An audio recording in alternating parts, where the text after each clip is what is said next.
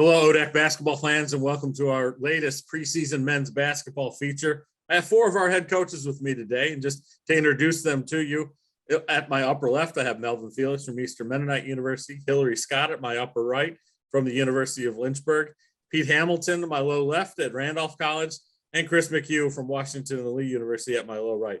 Gentlemen, collectively, how are you today? Doing well. Good, thanks. Doing great, thanks. All right, guys, we'll hop right into it here. We got preseason going on, maybe you're 10, 11 practices in or so far, seeing what your guys looking like.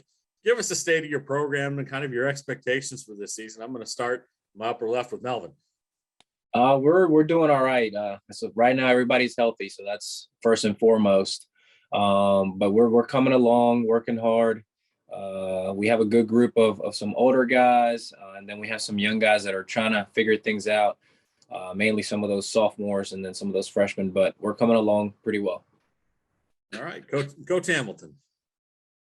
Yeah, we brought in a lot of new guys, but at the same time, we return a lot of guys that, although it was a shortened season, played a lot of minutes for us last year. So we've been trying to throw a lot at our guys really fast and see how they can handle consuming all that information and getting something done on the court. So we've certainly been trying to fly through things and then going back and revisiting and just seeing how guys pick up on, I guess, that chaos. But we've been pleased as a staff. Obviously, we're excited to play somebody else. We got a scrimmage this weekend, but it's been a good start so far. Coach Scott. I mean, I'm gonna echo what Pete and Melvin have said. I mean, I think we're all kind of in the same boat. I call this the honeymoon stage, right? I mean, if we don't have all our guys super excited about the first 9-10 practices and leading into scrimmages, we probably don't need those guys on our squad. So, I mean, we're a good mix of some old guys that got, several fifth-year guys and some young kids that played some minutes for us last year. So just trying to gel some of those things. And but kids are working hard and somewhat healthy, and hopefully we can continue that. We also have a scrimmage as well this week, so we'll see how we are and where we stand to get some action on film against someone different. And Coach McHugh. Yeah, I think our upperclassmen leadership has stood out so far. Our seniors, Mark Lamandola, Tevin Panchal, and Gus Wise, have been around the program now 4 years, so they know the ropes and are doing a great job leading. And our juniors have a lot of game experience dating back to their first years. So Sam Wise and Sheck Torre and Richie Manigault and Jack Lewis have all played significant roles. So those guys have really stepped up with the leadership piece, knowing the ropes. And then, like the guys have mentioned across the board here, our sophomores and first years are really going through this the first time. So they're learning fast. They've got great models in the upperclassmen ranks to learn from. But we're pleased where we're at. And we also open up with a scrimmage against Mary Washington this Saturday. So it'll be a good litmus test to see where we're at. And I think you started to allude to where we're going to go with some of this for the rest of it. So we'll stay here with you, Coach McHugh.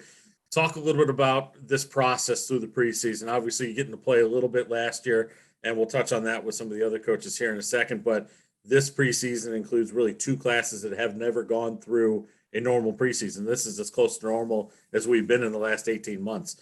Talk to us a little bit about what that's been like for you, maybe the challenges that you've experienced with it.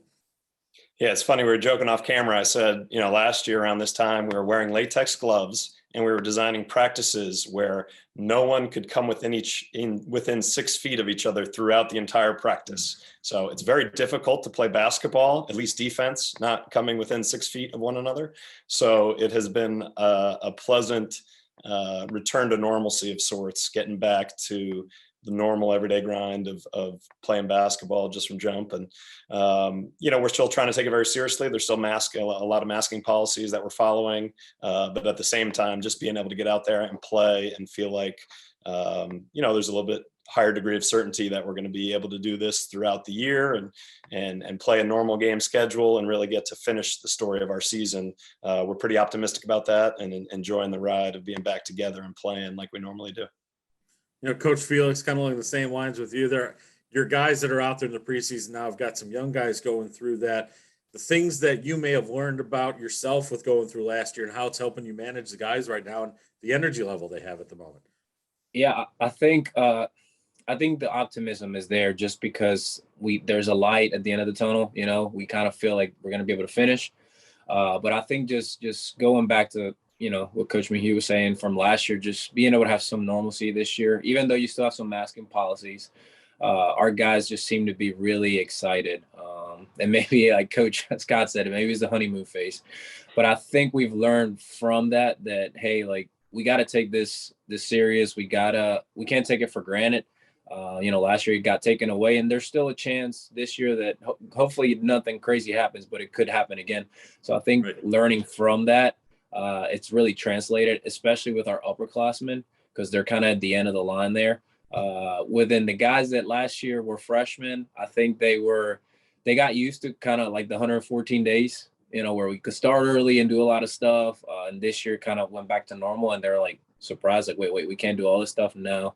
We got to wait till the time that we can start. So there's been some good things, some bad things, but overall, it's been much better. Good. You know, Coach Hamilton, you're looking at it, last year we were able to get out there and play a little bit. Everybody had their hiccups, though.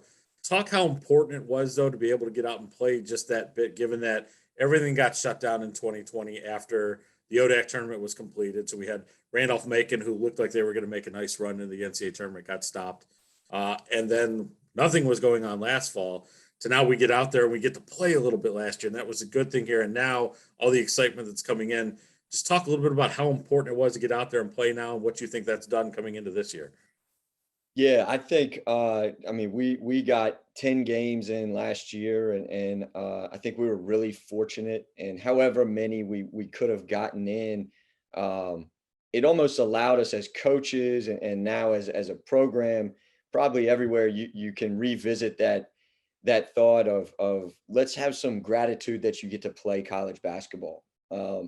And this was a great, you know, card in our deck as a coach to revisit that conversation with the real life situation that was going on with COVID. I think you kind of had to take a step back and consider how thankful we all were to be able to play a couple games last year and practice on the same court and, you know, do all these kinds of things when we were all sent home and separated from each other for so long. So, you know, I think that has been able, you know, it's allowed us to continue that conversation this year, even though it is a little more normal. We've still really tried to light a fire under our guys to remember how thankful we should be to step on the floor every day. Hopefully that leads to continued progress for us.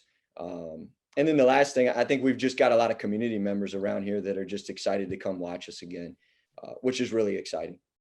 Absolutely. It'd be great to have fans in the stands. And Coach Scott, I know you're going to be looking forward to that this year coming in, but thinking over time, I mean, you're the longest tenured of this group here that we've got right now. So the coaching experience that you have in the past, how much of that were you able to call upon last year to help the guys, you know, really stay in it going through last season? And now how much ownership do they have of it this season, realizing that it's a privilege to come out there and play? Yeah, I mean, that's one of our mottos this year, to be honest, is we call it a year of gratitude, because we had a lot of folks that made it possible for us to even play 10 games last year, from administrative to our athletic trainers. God bless them with all of the testing and the things that we had to do last year, to, you know, JJ, folks in the ODAC. I mean, just a lot of people made it possible for us to even, you know, try to, our president, you know, you name it, we had a ton of folks to do that. I don't know, being the old man in this group, I'm not sure I had a blueprint for how to handle some of the stuff last year, other than we all talk about, you know, next play, process, day to day. I mean, that's literally what it was like last year, you know, hour to hour. You don't know if we're playing, you're practicing, who's in practice. So we really relied on, you know, just trying to kind of deal with the process and really just be ready for anything. I know I can remember last year playing our first game against Methodist, and I told the guys that this literally could be our last game of the season, our first and last. And let's be thankful for however many practices and games that we can get together and most importantly, stay healthy through all of this process. And you know, you're right. We've kind of brought that along this year as well. I see it a little bit differently in the sense that, all of us, got a chance for our guys to have a free redshirt year, to be honest, right? We got some guys that played some games and maybe have that possibility of coming back towards the end of their career. I had some fifth-year guys come back. So we essentially had a redshirt year and they got to play, and that doesn't happen. So I was thankful to have some of our young guys get some game action last year and get thrown in the fire in some situations, where they may normally not had that opportunity. So I was thankful to at least get some games in and get our guys, some time to put a uniform on and play against somebody differently. Yep. And aside from just the competition that goes out, the guys got to go out there and really make some memories of those playing days that they have. And we like to get to know you guys a little bit, during this process. And that's where I'm going to go with this right now. Each of you played at ODAC schools. Talk a little bit about give me about 30 seconds or so of your favorite or your most memorable moment when you were playing at your particular school. And I'm going to start with Coach Hamilton. Yeah, for me, maybe rather than a singular moment in time, obviously I came in when the program didn't exist. So we kind of started a program. We took our lumps when we were young. We were all freshmen, and then we were mostly sophomores, and you work through that. And so the coolest moment for me was making a run to the ODAC championship game as a senior and seeing the change in the culture around here of the support that we got that year and during that run versus, our first few games, my freshman year, we might've had 8 people in the stands, and it was quite a difference to see that over 4 years. It was pretty cool to look up in the stands in Salem. Hey, at least those 8 people that were in the stands got to see that flowing strawberry blonde hair you were going on back then. That was great. Coach McHugh. He stole my line because similarly, when my class stepped on campus here at WNL, it was coming off a 2-win season the previous, and over the course of 4 years, with a lot of guys that stayed through some of that growth. My senior year, we were also able to make a run to the ODAC championship, and we got to have a big upset over Coach Sanborn and Coach Palumbo. Tyler Sanborn, a player at the time, and Right. a far better player than I. But on that day, we beat them in Salem and made a little run to the ODAC championship. And like Pete was saying, it meant a lot to see it all the way through some of the lean years and then go out, playing in the ODAC championship game. Can't ask for much more than that and that opportunity. So that was my favorite moment as well. Hey, don't sell yourself short. You could shoot with the best of them. He's just 6'9". That's why. Come on. Coach Felix. For me, I would say, I think, we're pretty blessed in the ODAC to every year have an opportunity to play people in the top 25. It just happens every year. And my sophomore year, we were lucky enough to crack that top 25, and we were playing Virginia Wesleyan at home. And we ended up beating them on a crazy buzzer beater at the end. So that's one you don't forget, but then you also have the ones you want to forget, but you can't. And I remember it was against WNL. It was that same year. We're in the top 25. We've, won 10 in a row or whatever. And then we lose, at the buzzer against WNL at home. So it goes both ways, but good memories. The buzzer gets you one way or another. Coach Scott, finish up with you. Yeah, I'm gonna go to my senior year. Came in Coach Moyer's first recruiting class and kind of saw that process go through. And then we had a remarkable run my senior year. We only lost 1 regular season game and ended up winning the ODAC championship that year and got Coach Moyer his first, championship. So that will, you always hear you remember your first, and I hope Coach Moyer will remember that. And but just an unbelievable group of guys. I think we probably can all attest to just our teammates that we played with, that we're all super close with to this day. The same with my group that I played with really through those 4 years that I was at Roanoke, and just those relationships and brotherhoods that you have, and all coming together, finally getting over the hump our senior year was really cool. I'll never forget that. The one thing I will bring up before we get out of here, one of my teammates, Dustin Fonder, had the bright idea not to cut down nets my senior year. because he had the idea that we should win a national championship. So we'll cut down the nets then. So we didn't cut down nets my senior year. So that's one of my regrets is I don't have a net. You don't have a winning- net, man. You winning can't it all win. that year. You remember what year that was? That was 1994. Man, I wasn't even in high school yet, so that's how old you are there. Yeah, I just established that I'm the old man in this group.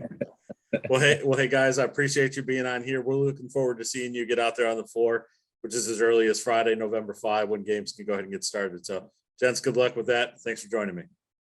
Thank you. Thank you. See you guys. See you guys.